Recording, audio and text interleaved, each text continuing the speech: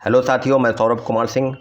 और लगातार शिक्षक बहाली के मुद्दे पर लगभग सैकड़ों लोगों का फ़ोन कॉल और मैसेज आ रहा है और कई समस्याएं ऐसी है जिसको लेकर जो है अभी तक बीपीएससी या शिक्षा विभाग की तरफ से जो है समस्याओं का निदान नहीं किया गया और लगातार बहाली की बात की जा रही है। तो टू द पॉइंट हम एक एक चीज़ों की चर्चा करेंगे और आपको बता दें कि कई मामलों को लेकर पहला जो मामला है वो है सीटी टेपरिंग को लेकर।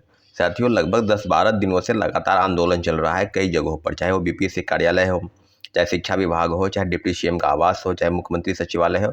कई जगहों पर आंदोलन हुए, गांधी मैदान में भी आंदोलन हुए, गांधी मूर्ति के पास भी लोग जमा हुए और अपनी मांगों को लेकर लगातार सरकार के समक्ष प्रेस के माध्यम से बताने का प्रयास कर रहे थे कि सीटी टेपरिंग वाले को मौका मिलना चाहिए। मौका क्यों नहीं मिलना चाहिए, इसके पीछे कई सारे तर्क वो दे रहे हैं। उनका कहना है कि बीपीएससी की परीक्षाएं जो है वो दिसंबर में आयोजित है और सीटेट की परीक्षा जो है 21 जनवरी 2024 को आयोजित होगी। तो लगभग 1 महीना का गैप होगा और रिजल्ट में भी कम से कम 15-20 दिन उसको लगते हैं, जो सीबीएसई द्वारा आयोजित परीक्षा है। तो सारी चीज़ों पर अगर आप अवगत होंगे तो फिर दोनों में टैली नहीं करेगा और काफ़ी चीज़ें जो है विलम्ब हो जाएगी। मेरा भी स्पष्ट मानना है कि अगर आपकी ये मंशा है, अगर सीटी टेपरिंग वालों को अगर इसमें कराना है तो इसमें दिक्कत क्या थी भाई? परीक्षा जो है एक्सटेंड की उसको जो है जनवरी या फरवरी में ले जाइए। और तीसरे फेज की बहाली की बात आप कर रहे हैं तो वो तो अगस्त में आयोजित है। परंतु उनकी जो दलील है या हम लोग की जो मांग है उस पर कोई सामंजस्य नहीं बैठा। कल तो बहुत मुझे आश्चर्य हुआ कि कितने सारे जो सीटी टेपरिंग है लगातार मैसेज कर रहे थे कि हम आ रहे हैं, हम आ रहे हैं। अब मात्र 40-50 ही लोग वहाँ मौजूद थे। ये तो घोर भी न बना है कि प्रेस वाले लोग आते हैं तो वो भी अचंभित होते हैं। अगर आपको लगता है कि आपकी मांग सही है तो फिर आप एकजुट क्यों नहीं होते हैं? सिर्फ कमेंट करने से और फेसबुक पर लिखने से, यूट्यूब पर जाके वीडियो देखने से काम नहीं चलेगा। आपकी मांग है और लगभग जो लोग बता रहे हैं कि 4 लाख जो है देश के सीटें टेपरिंग है, ठीक है, बिहार में भी तो होंगे। तो आप अगर 1000, 2000, 5000 की संख्या में अगर आपको नहीं चाहिए तो फिर आप बैठे रहिए, फिर आप रास्ता बताइए। अब सुबह से भी कई लोगों का मैसेज और कॉल आ रहा है कि सीटी टेपरिंग वाले के लिए रास्ता क्या बंद है या खुला है। तो आपको हम बता दें कि रास्ते तो खुले रहते हैं, आप उस अवसर को तलाशने का प्रयास करें। तो दूसरी तरह की कई चीज़ें हैं सीटी टेपरिंग वालों के लिए कि 2 तरह के तर्क अगर आप दे रहे हैं तो कोर्ट के माध्यम से प्रथम फेज की बहाली में उनको मौका क्यों मिला, ये बात है। दूसरी बात कि अगर बीटेट अगर हो जाता तो फिर आज ये नौबत नहीं आती उनको मांगने की। कई साल से लगभग 2016 के बाद बीटेट की परीक्षाएं नहीं हुई है और माननीय उच्च न्यायालय का गाइडलाइन है कि प्रत्येक वर्ष आपको बीटेट कराना है। जैसे सीटेट हर साल 2 बार होता है तो इसलिए एसटीईटी भी पहले 1 ही बार होता था, अब 2 बार करने का निर्णय लिया गया है बिहार सरकार की तरफ से। तो अब कई मामलों को लेकर अब जो चीज़ें हैं उसमें है कि 2 तरह के मामले सीटी टेपरिंग को लेकर कई सारे अभ्यर्थी कह रहे हैं कि कोर्ट केस में जाना चाहिए, नहीं जाना चाहिए। तो आप कमेंट सेक्शन में बताइए कि क्या कोर्ट में जाना उचित होगा या नहीं होगा, क्योंकि आप अगर चाहते हैं तभी वो मामला आगे बढ़ेगा, नहीं चाहते हैं तो मामला आगे नहीं बढ़ेगा। अब दूसरी प्रमुख मांग जो चीज़ हम लोग के पास है कि कई जिलों से अभी जो सब खबरें आ रही है कि लगभग 90,000 शिक्षकों का जो है स्कूल का आवंटन हो चुका है और कई जिलों को जिला शिक्षा पदाधिकारी और डीपीओ को कारण बताओ नोटिस भी जारी हुआ है। सो कॉज नोटिस तो लगातार जारी हो रहा है कई अभ्यर्थियों पर, कई शिक्षक नेताओं पर। क्या अभ्यर्थी सो कॉज नोटिस हुआ है कि आप जो है गृहांश सेल में जो दिए उसमें आपने शपथ पत्र दिया तो आपके खिलाफ हम कार्रवाई करेंगे, कारण बताओ नोटिस इन लोगों को 741 लोगों को कल जारी हुआ है। तो बीपीएससी उन लोगों पर क्यों नहीं कार्रवाई करती जो फर्जी प्रमाण पत्र के आधार पर नियुक्ति पत्र बांट दिए? जिला शिक्षा पदाधिकारी के स्तर पर क्यों नहीं हुआ इस तरह की चीज़ें?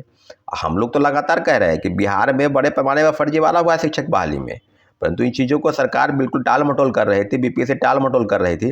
तो अब तो क्लियर हो गया ना भाई कि क्या स्कूल के आवंटन से लेकर जितने भी लोग थे नोटिस करने वाले, मुजफ्फरपुर से आज औरंगाबाद से लेकर मुजफ्फरपुर तक लगभग 12-13 जिलों की जो चीज़ें हैं क्लियर हो गई है कि कई सैकड़ों लोगों को फर्जी प्रमाण पत्र दिया गया।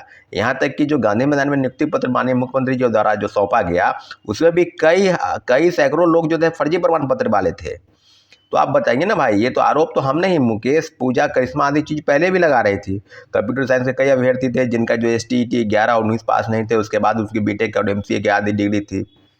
वो मामले को लेकर अभी एज रिलैक्सेशन का मामला है, उसको लेकर भी काफ़ी सारे फ़ोन कॉल और मैसेज आ रहे हैं कि 2021 और 2011 और 2000 जो अभी 23, उसके पहले 2019, तो सब लोगों का एसटीईटी जो है उसको लेकर 4 साल और 10 साल जो एज रिलैक्सेशन मिला उसमें भी कई सारे लोग जो है छट जा रहे हैं।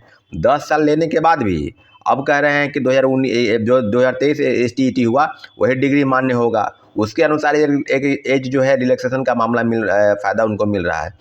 तो अब बहुत सारी चीज़ें हैं, कई मामले जो हैं कट ऑफ को लेकर है कि क्या सेकेंड मेरिट लिस्ट जो आएगा, और आपको बता दें कि सेकेंड मेरिट लिस्ट जल्द आएगा। अब वो 20-22 तारीख तक पूरे जिलों की लगभग 17-18 जिलों की सूची आ गई है और जिलों की सूची आ रही है, और उम्मीद करते हैं कि 20,000 से कम सेकेंड मेरिट लिस्ट नहीं आना चाहिए, क्योंकि जिस कैटेगरी का कट ऑफ है, चाहे वो 1 to 5 हो, चाहे 8-9 हो या 11-12, सब में प्राथमिक से लेकर माध्यमिक और उच्चतर माध्यमिक सब में उतना ही कट ऑफ या 1 या 2 नंबर के आसपास। मैं अनुमान लगा रहा हूँ, ऐसा नहीं कि हम जो बोल रहे हैं वही होना चाहिए या होगा, परंतु अनुमानतः ये बात है कि जो कट ऑफ गया है उसमें डेट ऑफ बर्थ को लेकर भी चीज़ें हैं कि आपसे ज़्यादा डेट ऑफ बर्थ जो होगा उनका जो डाटा है पहले आएगा, और कट ऑफ को लेकर काफ़ी चीज़ें हैं। तो कई लाखों परीक्षार्थी वेट कर रहे हैं कि जो शिक्षक बहाली में, जो प्रथम फेज की बहाली में जो सेकेंड मेरिट लिस्ट है उसको लेकर, और लाखों विद्यार्थी इंतजार कर रहे हैं। कम से कम 20,000 लोग को तो दूसरे प्रथम फेज की बहाली में नौकरी मिलनी तय है, इसका पूरा हम लोग को भरोसा है।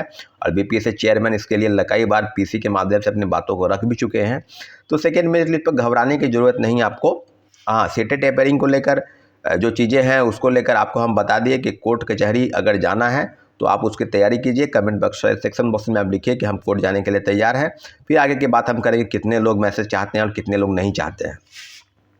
अब जो महत्वपूर्ण बात है आपको सब्जेक्ट कम्बिनेशन को लेकर भी है, जैसा कि चेयरमैन ने स्पष्ट कर दिया है कि STET जो 23 हुआ उसमें जो सब्जेक्ट आपने चूज किया और ऑनर्स का सब्जेक्ट है, तो वो दोनों को लेकर कई मामले हैं। इसको लेकर लोग बोल रहे हैं कि अन्य विकल्प हम चूज कर दिए हैं, मेरा ऑनर्स ये था, तो फिर